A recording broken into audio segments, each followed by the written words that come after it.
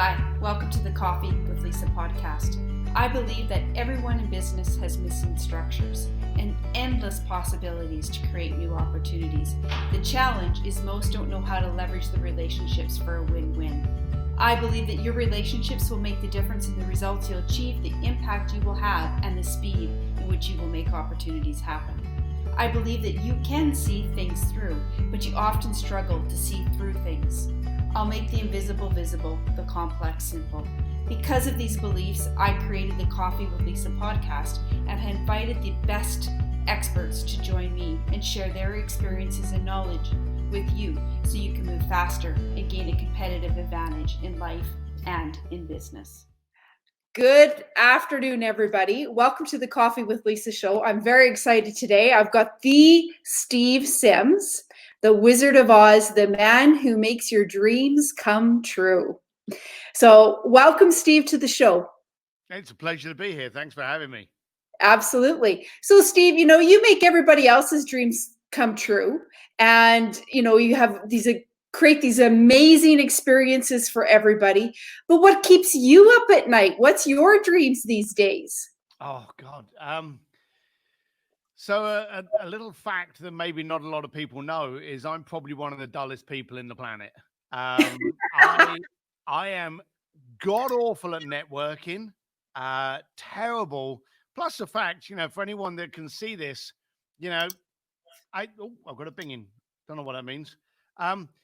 I look like this, so people avoid me, and I'm actually very, very happy about that. So until a client contacts me and asks me to do something fantastical, I'm sitting at home messing around with a motorbike or just gardening or barbecuing something badly. I'm really low key. I'm really much of a family man until it's a case of, can you do this with the Pope, or can you do this with, Andrea Bocelli? And then it's a case of, all right, let's go. So, but other than that, I'm quite. Now, the question is, would I be that dull if I didn't have the other side of my life that was so interesting? Exactly. I'm wondering. Let's not challenge me there. I don't know. We're in the midst of COVID at the moment, and I want to be respectful. I want to be empathetic to all the people that it's hurting and all the pain and the problems going in. But I will say loud and clear, it's been the best 6 weeks of my life. Yeah. It's been 6 weeks, and this sounds silly. I've been with my wife for over 30 years. It's the first time that we can recall that I haven't been on a plane. Every morning I wake up, I roll over, and there's my beautiful wife. I get out, my kids are there. I absolutely adore it. So for me, I'm able to spring clean my wardrobe, my desk, my mind, my family, my future. I'm actually having a fantastic time at the moment. I'm sorry for anyone that's in pain, but for me, it's great. And so I know I'm going to be traveling somewhere soon. I know once this all finishes, I'm going to be flying to all ends of the planet. And I'm kind of going to be a bit sad that I'm not going to wake up with my wife every time. Yep. Well, and let's face it, the only thing that I ever see you in, Steve, is black t-shirts. So you really can't be organizing much of a wardrobe. So I did something ridiculous last year. I bought a white t-shirt. Oh my God. And I bought this, there's a company in England called Sunspell. And like every Brit, and probably every man in the world, we're all great admirers of James Bond. And I found out that the t-shirts for James Bond are made by this company in England, Sunspell. So when I was in the UK doing a gig last year, I went to that store and I bought a couple of shirts, and they're really good quality shirts. They're a bit pricey, but they're really good quality black t-shirts. And then I thought to myself, crazily, and we can blame it on the jet lag. We can blame it on maybe a couple of whiskeys too many the night before. But I went, I don't have a white t-shirt. And so I bought a white t-shirt. So I think it was maybe 3 weeks ago. I went to the cupboard and I have got shelf of just black t-shirt. And then underneath that, black denim jeans. And I'm like Steve Jobs. I really don't have to overthink what I'm going to wear. And within it was this white t-shirt. And I thought to myself, we're doing things differently now. It's COVID. We're changing. I'm going to wear the white t-shirt. I came out for breakfast. And my kids looked at me and they went, What is wrong with you? And I was like, what do you mean? They were like, what's that? And it didn't have any graphics on it. It was just a white plain t-shirt. And they were like, are you okay? And I had everyone bombarded. I had to take it off and it now, I think it's cleaned the motorbike twice now. So that's how crazy I went. That's an expensive rag. Yeah, it is. It is. It really is. But it was a mistake. That taught me, don't deviate, Steve. Stick to your lane. You're a Yeah. black t-shirt and black jean boy. Maybe blue jeans sometimes, but that's as wild as it gets. Yeah, fantastic, fantastic. So, for those who are watching, they might not know your story. And I am a true believer that everybody can tell their own story better than I can. I mean, you went from being a brick mason layer to the streets of Hong Kong, no job, no family, no resources, to creating events, getting married by the Pope. Like, that is a big stretch of a lot of things happening. A little bit. Yep. Well, truly making the impossible possible for yourself. Let's talk a little bit more. Tell us about your story. Wow. My story is the exact same as everybody else. And it may sound strange, but we all share the same DNA. I actually left school. I class myself now as an educated man, but I often say that school had zero to do with that. So I left school at the age of 15. My father had a bricklaying company.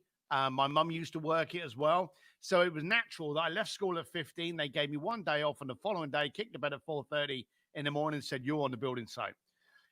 Something wasn't right. And in us, we all share that same DNA that says, something's not correct. Something's not working right. We don't fit. So as entrepreneurs, we always try to find out where we can fit. And so I left that company. My dad was all for it. My mum, even to today, still resents me for leaving the family business. It was only my father still resents me for that, which is kind of weird. But I went on a journey to try to find out where I fit and where I could conquer.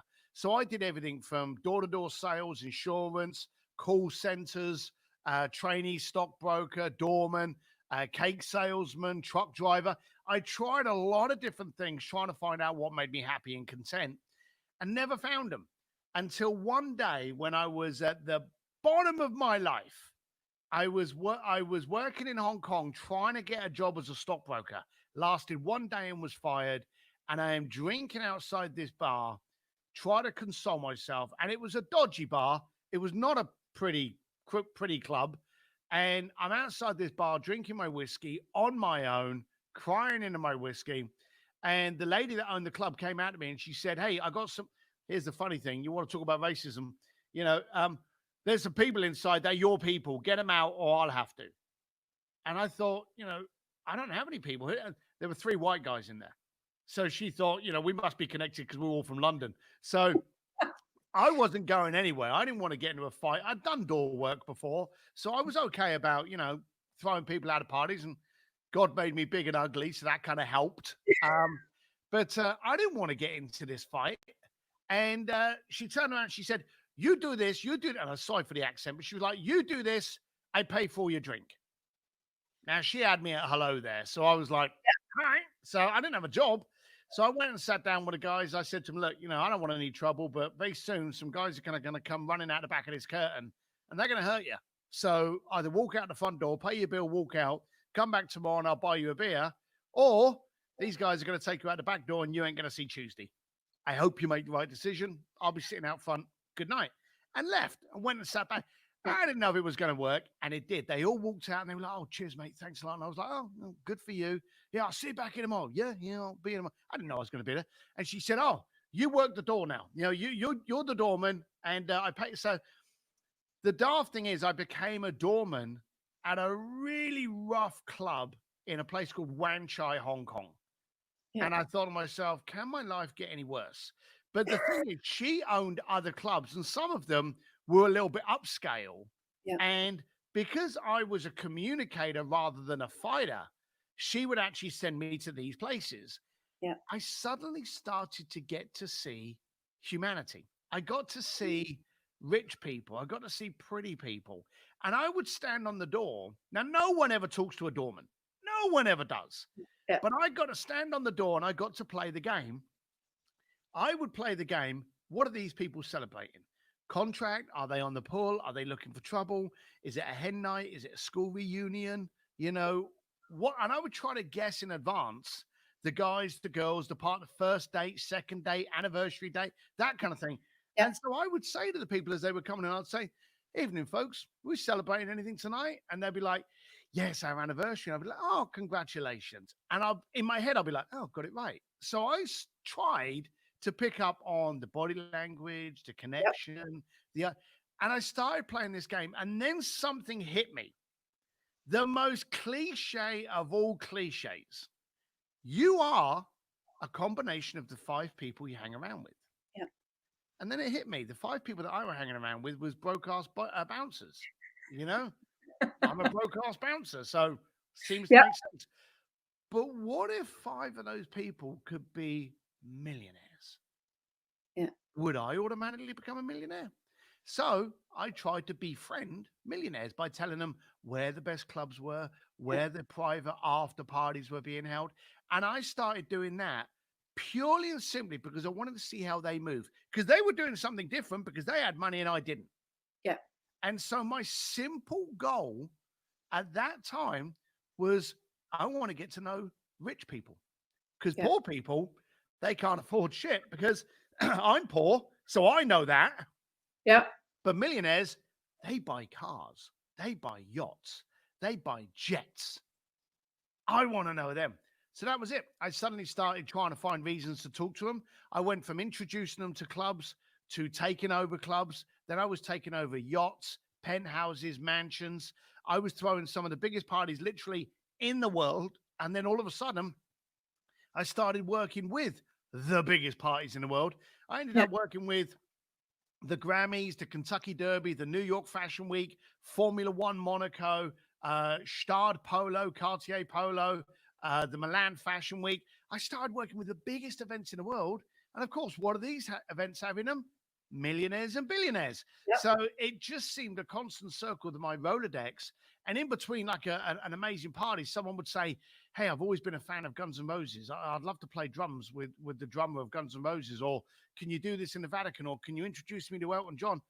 And I was making it happen. And the funny thing is, never marketed, never had a phone number or an email on my website. This was all referral-based business.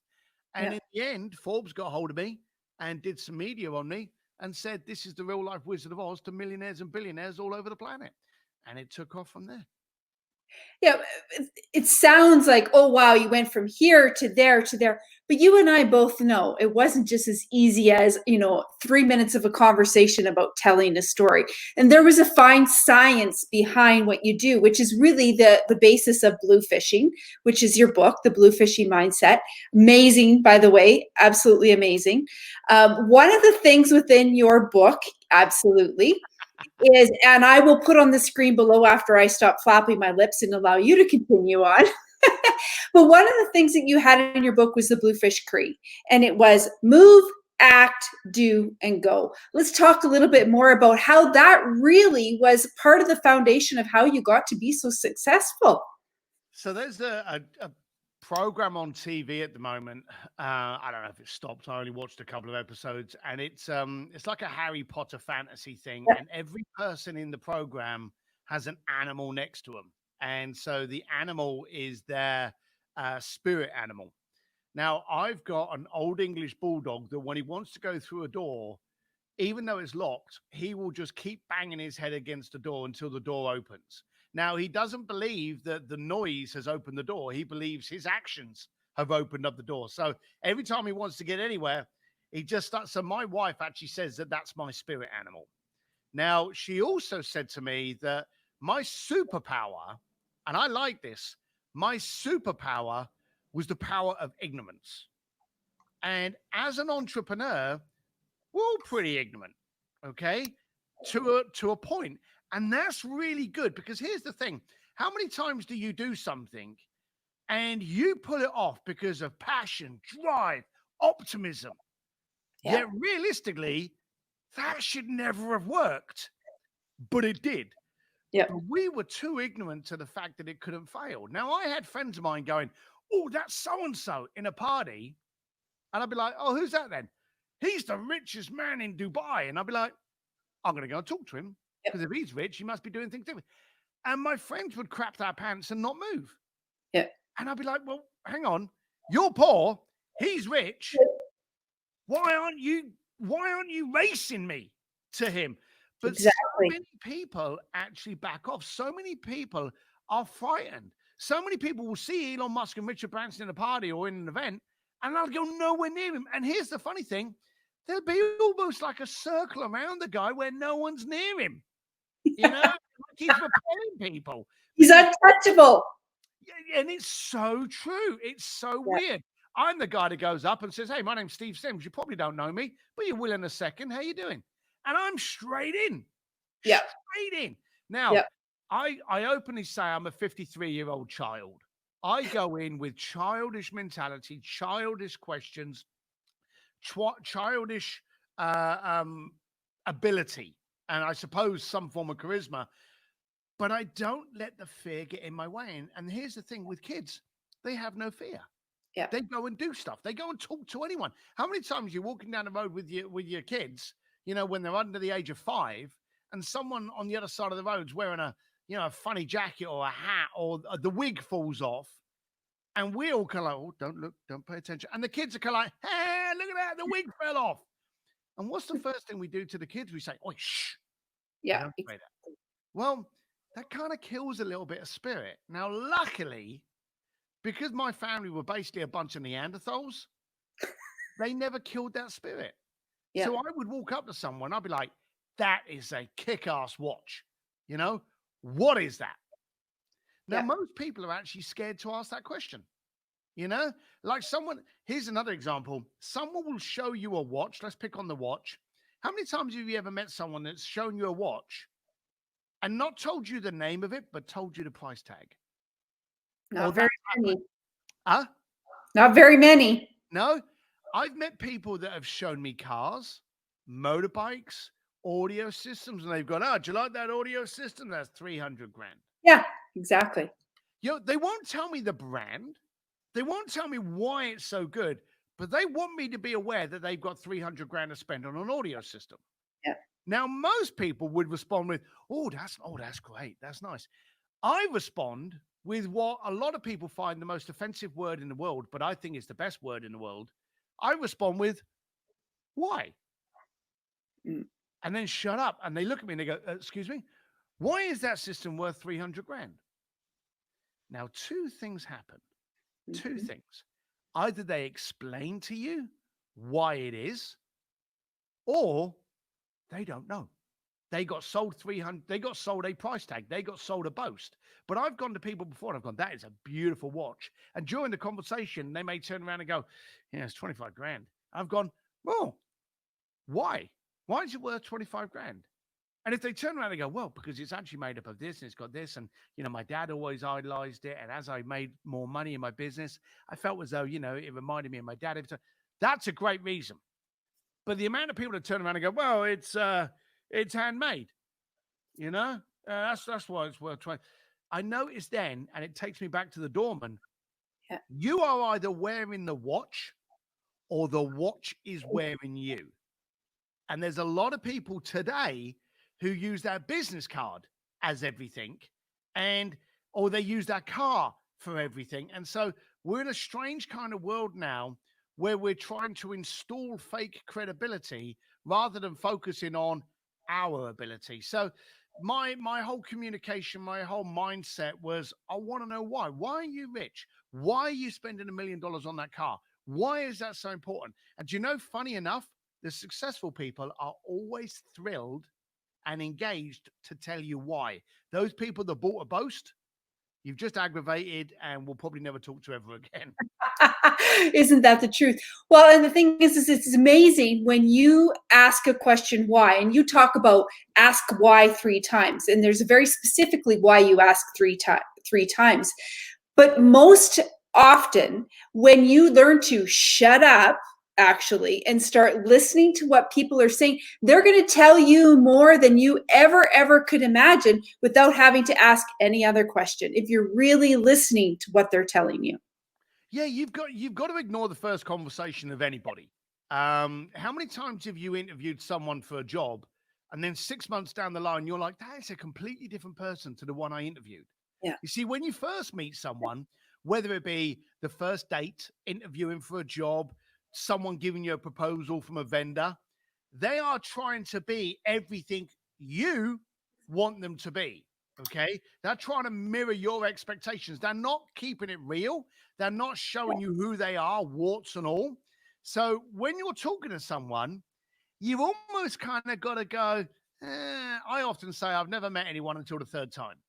You Yeah. know, the first couple of times you're trying to impress me or you're trying to be someone you're not. It's not Yeah. until you let your guard down, I actually get to see you and I can Yeah. decide on whether or not I like you. So when you're talking to someone, you've got to listen, but you've almost got to ignore what's being told to you and pay attention to what you hear, the body language, the tonality, how it's responding, and be inquisitive. I joke about using you in a Sherlock. Ask them questions. Oh, I did this at tennis. You know, I was a tennis superstar as a child. Do you like tennis? Yeah, yeah. Because when people are going through their resume, they go through it quick, like they've rehearsed it. Yeah. If you stop them every now and then and try to send them off curve, you know, you can find out how well they come back again. Yeah. And Absolutely. so I do that a lot. I constantly use my inner Sherlock, and someone will say why. And I'd like to give you a little story, if I may. Yes. Okay. If you don't want to, just take it. Hold on, though, Steve, just a minute, though, because we have a question. Because she's asking, Lisa Sierra is asking. You went by too fast. Can you reiterate the last point about asking the question of the millionaire, and then tell your story? Asking the question of the millionaire? Yeah. What do you mean? I don't recall what was the context in that question. Okay. We'll wait for her to answer, and we'll go back. You tell your story. Sorry, please ask that question or just explain it a little bit further, and I'll be happy to go into it. Yeah. But one of the things that I do is I pay attention a lot to the way someone communicates with me, and actually not what they say, because most people will say one thing but mean or lust or desire something completely different. Okay. So here's a true story that happened a couple of years ago. This year was my last year that I worked with Sir Elton John for his Oscar party. And I had a client a couple of years ago. Sorry, rephrase that. I had a call a couple of years ago from a guy, and they put him through to me, and he's like, "Hey, how you doing? I believe you're working with Elton John for the Oscar party." And I said, "Yes, I am." And he said, "Oh, I want to go to that party. I want to meet Elton John and get a picture." So my answer was, "Oh, that's great. Why?" And he turned around and this was his answer. "Oh, the guy's an icon. You know, he's a superstar. He's one of the last living icons in the planet. He's on his farewell tour. He's going to die soon, and I want to get a photograph." That was actually what he said. Okay. And I was like, "Okay, then. Thank you very much. I'll come back to you." And of course, we didn't. About a month went by, and one of my girls got a phone call from another person, not a client, but they'd found our phone number through someone. And they phoned up and they said they wanted to meet Sir Elton John. So one of my team actually contacted me and they went, "It doesn't sound like the other guy, but I'm wondering if it's his mate trying to get in a different direction or something. You know, what should I tell him?" I went, "Put it through to me." So this guy comes on the phone. And he's like, "Hey, how you doing? I believe you're working with Sir Elton John. I want to meet Elton John and get a photograph." And I'm like, "Oh, that's great. Why?"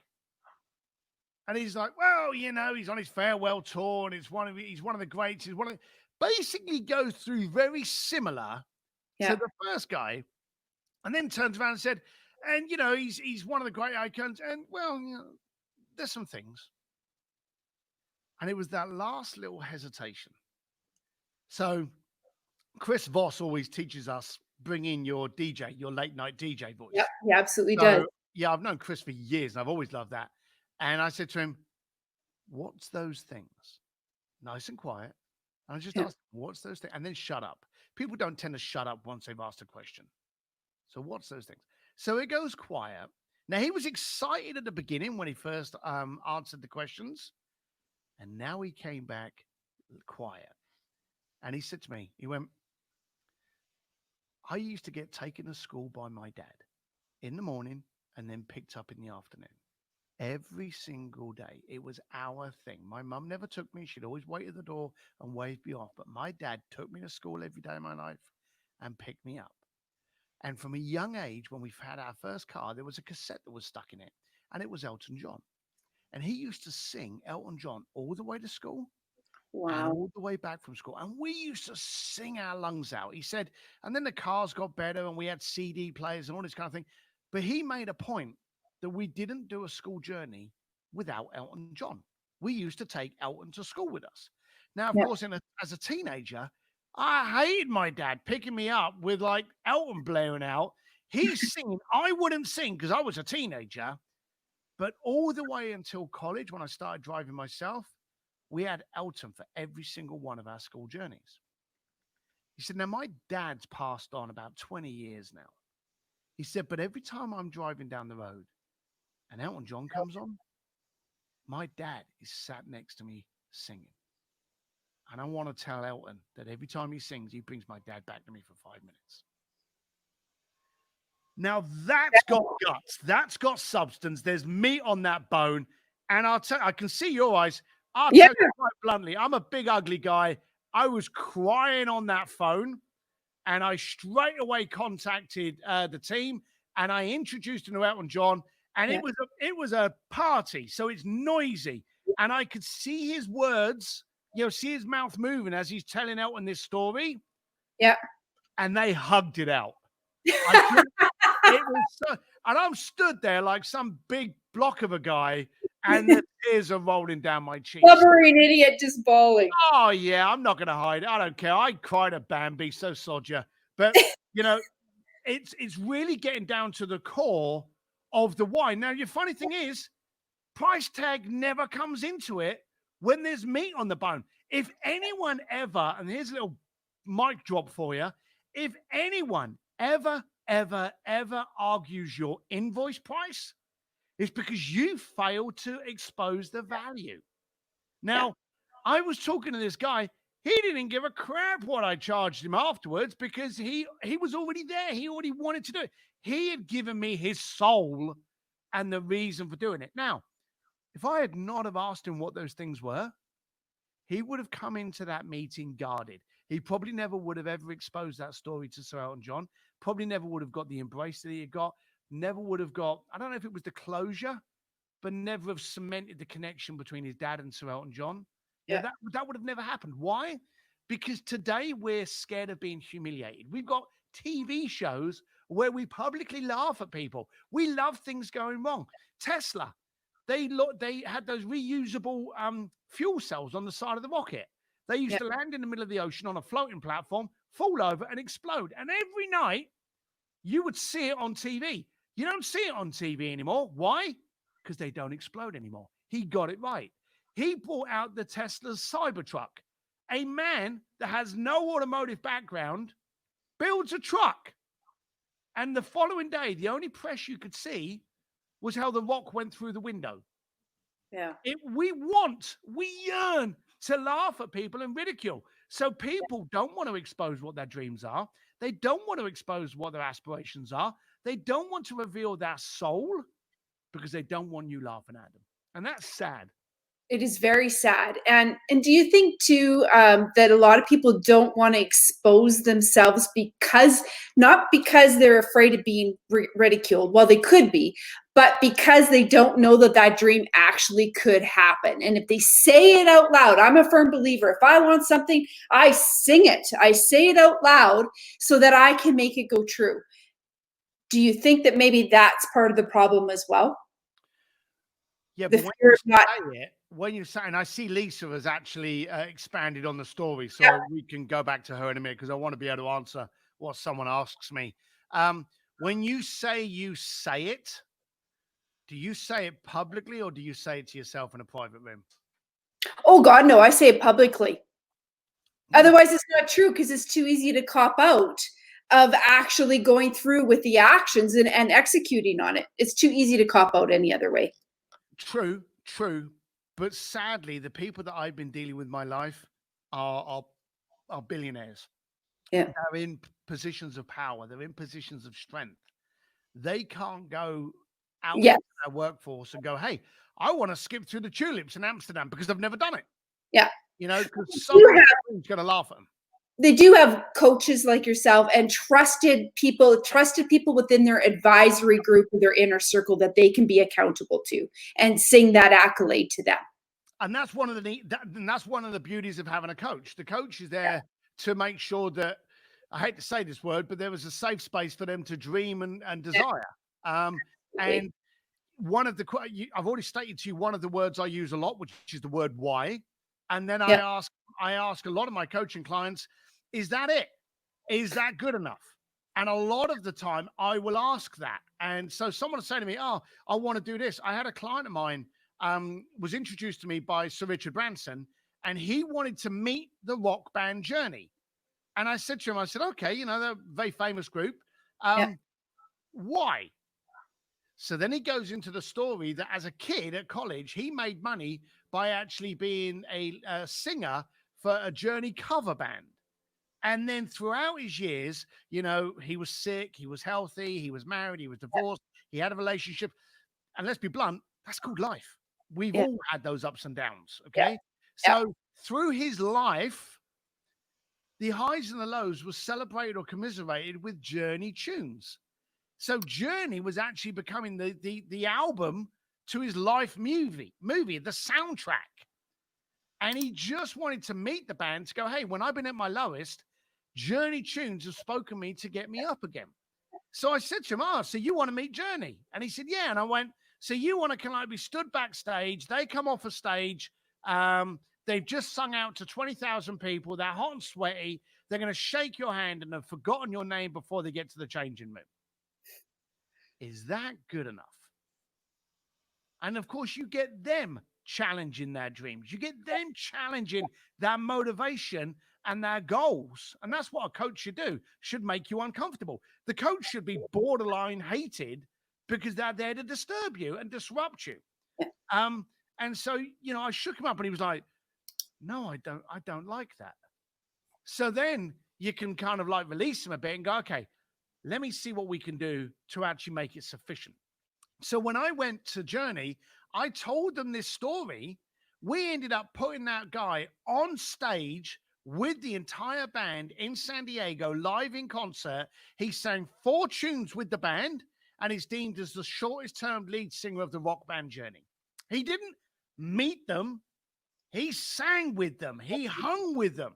He did sound check with them. That was the way. So what you do is you take what someone says and asks, but give them what they need, lust, and desire for. And those are 2 different things. And in a world where we're growing up on transactions, where we become a transactional, Siri, do this. Alexa, play this. McDonald's, I want this. Starbucks drive-through, I want this. And then you get given what you want. We need to show that we are caring. We are providing the answers to the questions you haven't even thought about anymore. You basically want to do everything that Amazon does and everything Amazon doesn't do. And personally, I've never, ever got a phone call from Amazon going, hey, do you want to try a different brand of toilet paper? Never. So we need... Well, you might not have had the toilet paper this year. Yeah, that's it, yeah. There's a hoarder hawking them on eBay now. But so that's the thing. You've really got to get into that mindset and you've got to be prepared. If there's someone that you're talking to is valuable enough, either in your world, your life, your friendship, your business, if they're valuable enough, you've got to get past that front and just go, hey, I'm here to stand side by side. And you joked about the black t-shirt. I had a time in my life where one of my black sad chapters was where I thought I didn't look good enough. And I started wearing expensive suits and expensive watches. And I actually went into a drunken binge because I was losing connection with my people.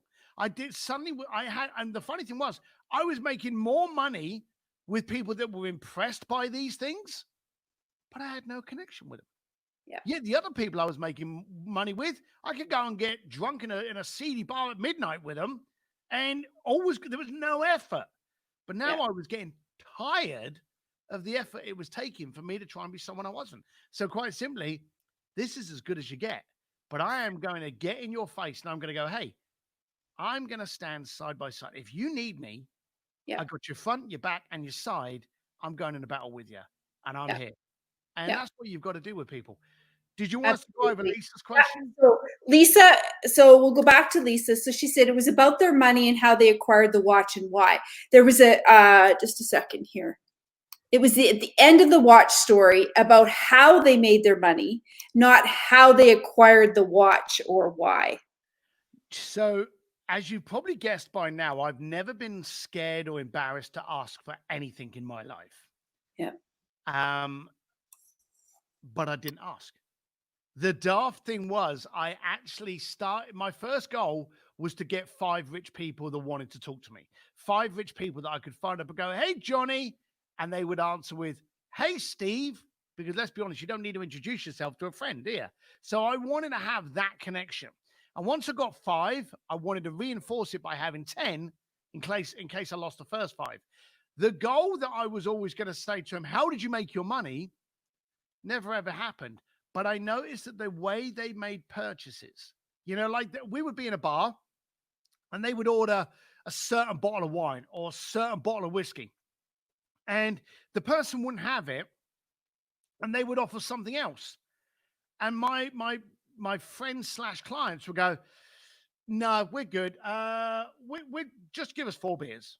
They wouldn't settle. They would either get what they wanted, get better if available, but never settle for something less. And I noticed the mindset of affluent people was that they never settled. And that's very important in today's market of COVID. Too many people are settling. They're stood there going, well, I don't know when my next paycheck's coming. I'm going to do less of this. I'm not going to do that much. I'm going to settle on that. Settling is a cancer, and it's a slippery, slippery, slippery slope. It is better to abstain, to not do something. If you can't afford to do great marketing, don't do any marketing. If you can't afford to do a great video, don't do a video at all. The second you're going, well, that's good enough, whoa, you're going down the wrong path. So I noticed that I never ever got to ask the people that I was dealing with how you made your money, but I got to see their mindset on what they look at. We would go into restaurants, and just by the way they held themselves, they would get the better tables in the room. And then I would watch. I'd look at the guy behind that was a little bit more kind of, yeah, hi, yeah, thank you, yeah, I'm really nice to be here. They would get the table by the toilet. So the maitre d' would pick and choose who got what by the way you turned up. And again, I hate to be metaphorical here, but everything is based on how you turn up. Sorry, go ahead. 99% of the deals that you get are decided by how you first show up, how you turn up, how you're engaged, are you present, all of those little cliches. Then the message you have afterwards is just affirmation of that. Yeah. And I also believe that it's about them, not you. And the more that you can really show them that you really genuinely are the real deal and that you're interested in them and add value to them, the much faster you'll create a relationship and a long-term relationship based on that. Lisa has a question about the school of thought about declaring your goals publicly. She says, there has been a school of thought about not declaring your goals publicly because it diffuses the drive to execute. Any thoughts on this, Steve? Well, we've said that there's nothing better than, like for me, I write down things. I write things down and I say it. And what I will often do is I will record something and email it to me if I'm on a plane or something like that. If I'm at a desk, I will write it down and then I will type it into my notes or into my reminders. But there is a school of thought about cementing your focus and your goal. I'm lucky I have 3 coaches. And I will declare to those coaches, I want to be working on these because I need to achieve this. Now, my goal of needing to achieve this, I've got used to the fact that my coach is now thinking, okay, he needs to achieve this. So let's take him a little bit further. Let's push him out of his comfort zone. So I believe quite openly, you do need to declare your goals publicly, but, and here's where it gets really bad. Have you ever seen my chug test video? Yep. Right. Okay. If anyone finds if anyone's I'll find it and put it in the right, chat box below. I didn't want to pitch it or anything like that. I did a little video years ago about if I can't have a coffee with someone or have a whiskey with someone, I don't want them in my life. The Yeah. downside is you may have people in your world that challenge you. You may have people that support you, and you may have people that suck you. Now, Yeah. when you go out there and you're in a bar with your 10 mates and you go, damn it, I'm tired of this. I need a 5-bedroom house on the beach of Malibu. 2 years' time, boy, that's where I'm going to be. The people that go, you go get it. Great, keep them in your circle. The people that turn around and go, how are you going to do that? What's the first step? Hey, they're challenging you. They're good people. That's not negativity. That's just getting you to qualify your goal. But the people that are sitting on that bar stool going, God, that's never going to happen. Shoot them. Walk away from them. Tell them, hey, I've enjoyed my time with you, even though you're lying off your ass, but we're not going to be kicking around anymore. Okay? If you can't support, challenge, encourage, you're not one of my people. Yeah. And get rid of them. I call it doing an audit of your circle. And you've got to look at the people around your circle. I've got people now that I can publicly go, hey, I need to do 180 mile an hour on a motorbike around this test track. I'm only hitting 160. Something's going. I need to do what? And there'll be people in there that go, well, are you doing this? Why are you doing that? Why is 180? And those are the people you need in your life. Yeah. You need those people. You do not need crabs. You need people that are going to encourage, support, and challenge you to get into a place of being uncomfortable, because it's in that place you can either dominate or you can run away.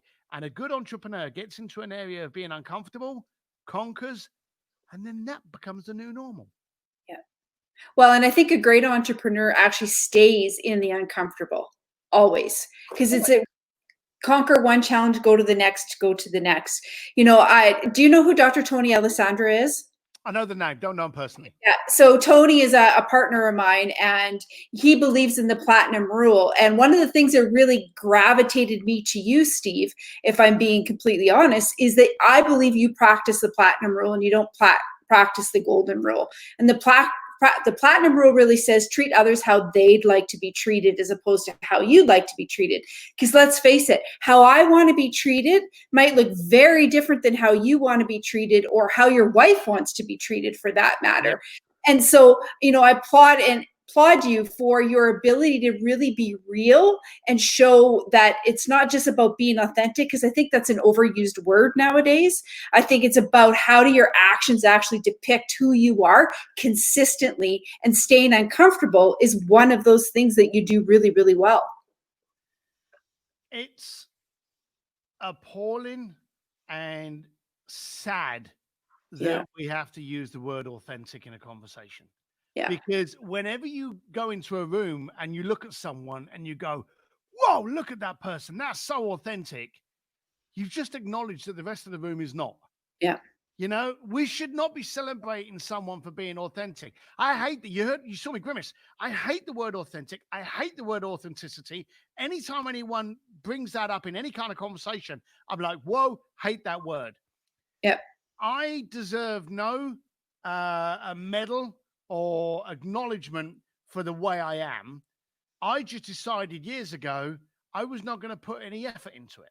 I was going to put all my effort into helping you. I'm your solution. And here's my little example. 2:00 in the morning, and I pray this doesn't happen, but 2:00 tomorrow morning, you wake up because you've got a terrible headache. You're going to run to the bathroom. You're going to grab some headache tablets.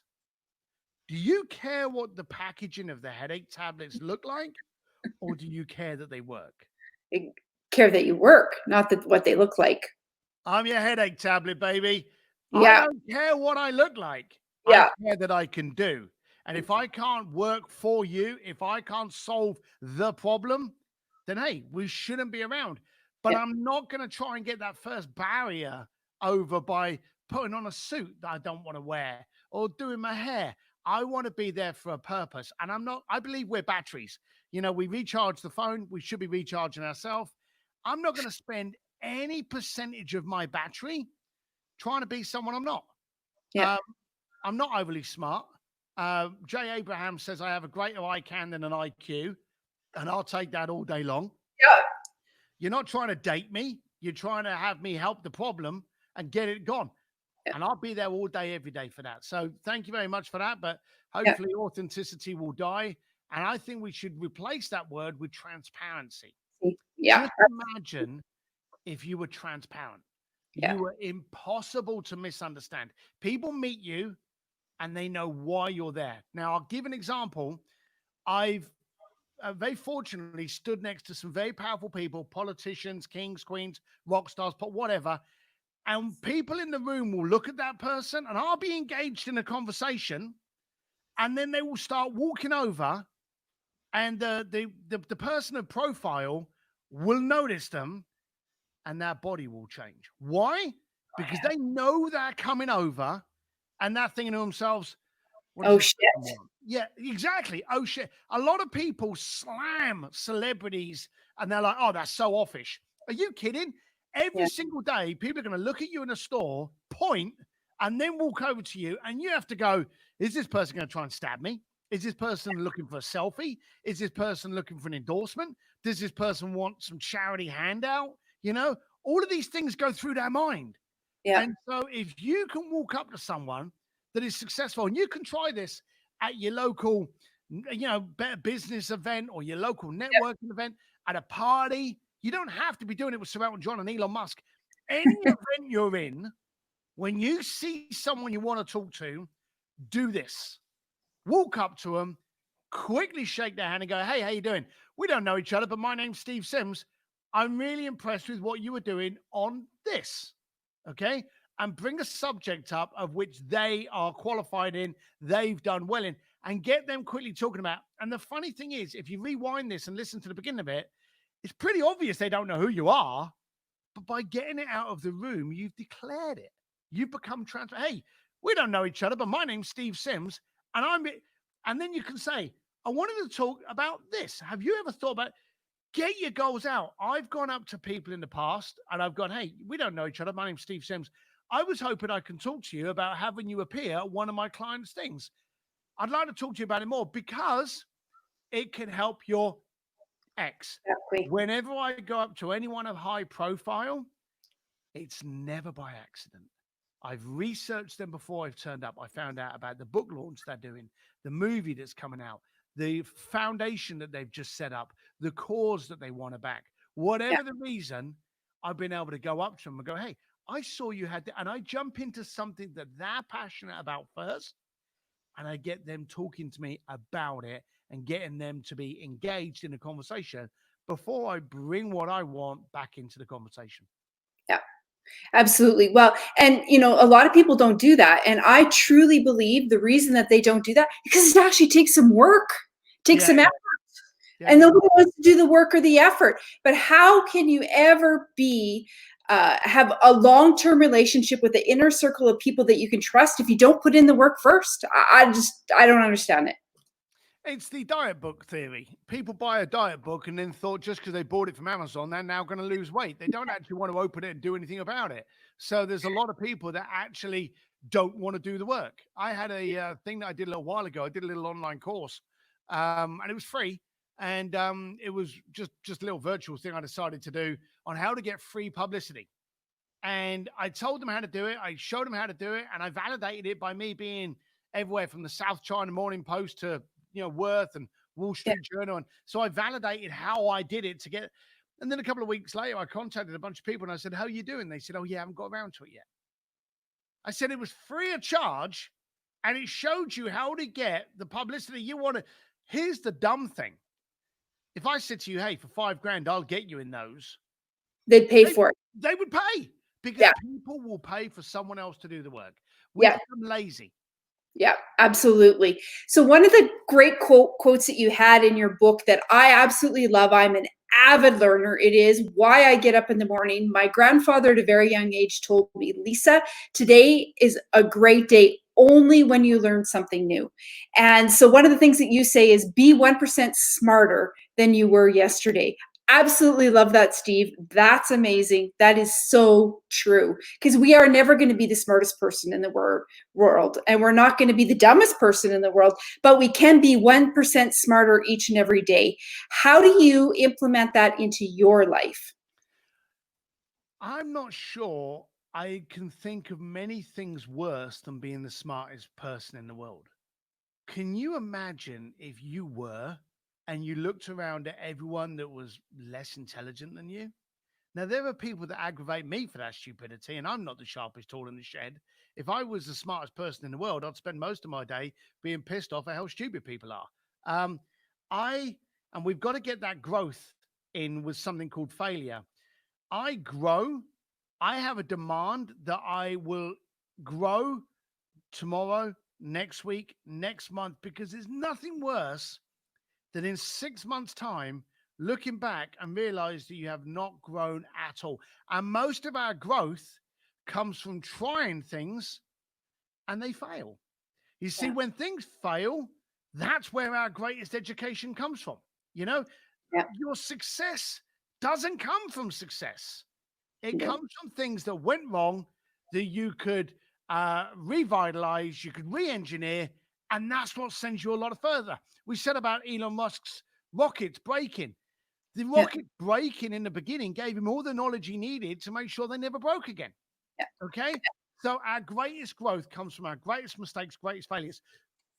So the bottom line of it is, I guarantee you, and this goes back to being uncomfortable, I guarantee you within the next 2 days to 2 weeks, I will repeatedly put myself in a place of being uncomfortable. You Yeah. know, it could be going on a show that I don't know with a friendly Canadian. It could be, getting involved in a business proposal. It could be going on a bike ride. Whatever. It could be Yeah. opening up a book that I've never read before, but I'm challenging myself. I actually read the first unedited edition of Think and Grow Rich the other day. Now, this is one of Yeah, those like for the very first time ever. for the very first time, because it was one of those things that everyone knows the book, Yeah. okay? Everyone knows the quotes from it, but I've never read it. So I thought to myself, I've never read it. I have a little bit of time on my hands now because I'm not traveling anywhere. I'm not going to read the edited version, which has brought some of the language up to date. Yeah. I'm gonna read the original. So Greg Reed sent me a copy of the original, and I read it. And so I'm constantly trying to push myself. And it's funny when they're going in there talking about the disruption of radio, but Yeah. it's very again a lot of the systems and structure of then are just as apparent to now. But Yeah. I'm constantly trying to see how I can push myself and get uncomfortable. And me personally, and I'll actually give you a little story. So, a lot of people know me that I collect motorcycles. Yeah. I went to the MotoGP race at Texas, and again, being the kind of snob that I am, I always manage to get in the places Yeah. that you shouldn't. Yeah, so I'm in the garages with the MotoGP race team. Okay, and there's a mechanic that's got like a tuning fork and a torch, this weird colored torch, and he's laid on the floor with all of the plastic off the side of the bike, hitting certain parts of the casement of the bike, of the crankcase. Yeah. I lay down on the other side of the bike, looking into his eyes. Now he's looking at me, thinking, now he's got all of his Who the hell race. are you? Yeah, he's like, what is this clown? He's another killer, snob that's managed to get his Yeah. way in there. Well, I'm in there again. Remember, 53-year-old child, and I'm laid on the floor, and I look at him, and he doesn't really want to make eye contact with me, and I say to him, "What you doing?" And he's like still working away, and he's like, "I just got to check some things." What are you checking? And he's like, I've just got to make sure this is okay. What's Why? not okay? And I'm just going at him, going at it. And this guy, and you can imagine the scene. So this guy's literally with a toning fork, hitting different parts of the metal to find out if it rings differently. And apparently the torch would light up any kind of vibration or identify a crack or anything like that. And so I keep on asking him. He got pissed with me. And he literally just like, and we're laid on the floor opposite side of this motorbike, staring at each other through the engine. And he suddenly turned around and growled at me. And he said, I'm looking for cracks in the case. He said, because until we can find out where it fails, we can't repair it and make it faster. Yeah. And I thought this guy was paid to find out where it's failing. Yeah. You know, these guys celebrated finding where it failed because then they could reinforce it and shove a couple more horsepower into it. Yeah. They wanted to, they didn't want him to get up and go, no, it's okay. Because then they'd be like, shit, crap, we're slower. You know, they wanted him to turn around and go, well, I found 2 points. And they could go, great, we found 2 areas of failure. Now, I was then, believe it or not, I know this is a stretch, I was asked to leave the garage, okay? Because I was obviously bothering this guy. You're asking too many questions. I was asking too many questions. So they said, yeah, we're doing stuff on the bike. We're going to have to ask you can come. And I had all my passes. So they wanted to be nice to me because obviously I was connected to somebody. So they didn't want to really tell me what they really thought of me. Yeah. So at the end of the race, and everyone's clearing up and they're all stood around and just leaning up against the boxes. I went back up to this guy, and this guy, you could see as I was walking up, he was going, oh, not this prick again. And I went up to him and I said, boy, we don't know each other. My name's Steve. I always like to get that out of the way. It's an obvious statement, but it does actually settle things down. So I went, hey, we don't know each other. I aggravated you earlier, but you have no idea what you said and how it's going to impact my people. And I then told him a little bit about what I did. All of a sudden, he literally, body language, eased himself off of the case and was now stood up, engaged with me. Now some of his friends come on. I said, look, you don't realize you guys are celebrating failure where most of the business world run from it, hide it, and are embarrassed about it. Yeah, you guys are going to throw a freaking ticker tape party if you can find someone on the bike that's fucking failing. It's brilliant. And so I actually did a whole video on this. So you've got to rejoice on the failures because that's where your greatest growth is going to be. Absolutely. Well, I have twin daughters at home, and I often tell them, they'll say, well, Mom, I don't want to do that because I might not be able to do it, or I don't know how to do it, or I need to learn it first. And I said, yeah, but here's the thing. You're doing yourself a disservice because if you don't try, how can you eliminate that you don't like it? So if you don't try basketball, volleyball, badminton, all these different sports, how do you know if you like them? How do you know if you're any good at it? And if you fail, great, move on, scratch it off your list and go on to the next thing. But it's so important to celebrate the fails because that's really where all the learning happens. I was chatting with a guy called Ari Mizell, a friend of mine. He's a really cool cat. And he said that I have a talent for get going, then get good. Yeah. I do anything. And if it works and I like it and I'm engaged, then I'll focus on polishing it. But here's the thing that every entrepreneur knows, but doesn't always articulate, and definitely should to their kids, that the first time you do anything, it's going to be shit. Yep. Now, I guarantee, we're having a great chat, Lisa, but I guarantee that if we saw a video of your first ever video. Oh, God. It's horrid. It's horrid. But here's the funny thing. I bet you by the time you did your 5th or your 10th, you're probably thinking, all right, I've got this now. Yet if we went back and looked at them, you're probably going, oh, they're bad as well. Terrible too. Because we're constantly getting good at something, but we've got to allow ourselves to be shit when we first start. We've got to allow ourselves to do that. And when we've got that badge of get out free because it's going to be shit, guess how much we try? You know, we can try a guitar because, hey, we know when we first pick up a guitar, it's going to be shit. First time I try to cook lasagna, it's going to be shit, you know. Once we've given ourselves that excuse and that get out, we get into more things more. And that's what we've got to do. And if you find you've got something there, then focus on getting good. But get going first. Yeah, absolutely. Well, that almost concludes our show. I always end the show with a couple questions. And my first question really is, Steve, so if you were to give your younger 20-year-old self one piece of advice, knowing what you know today, what would that be? Stop drinking the shit whiskey.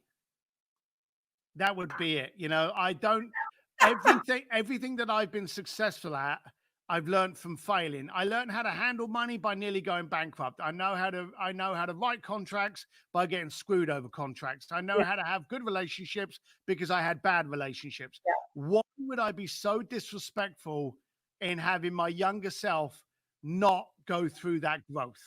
So I wouldn't tell him anything. I'd probably just tell him, you know, have fun, get ready, brace yourself. It's going to be a ride, but it's going to be all right, mate. Very good. Very good. Well, that is great advice. Thank you. Well, I hope that this is the beginning of many more conversations, Steve. Thank you very much for the opportunity to have you on the Coffee with Lisa. Thank you to the guests that have come today that have listened, and to the future ones that will be listening on the podcast. So thanks again. I appreciate you. Say hi to Claire and the kids, and we will talk soon. Thank you. Bye-bye.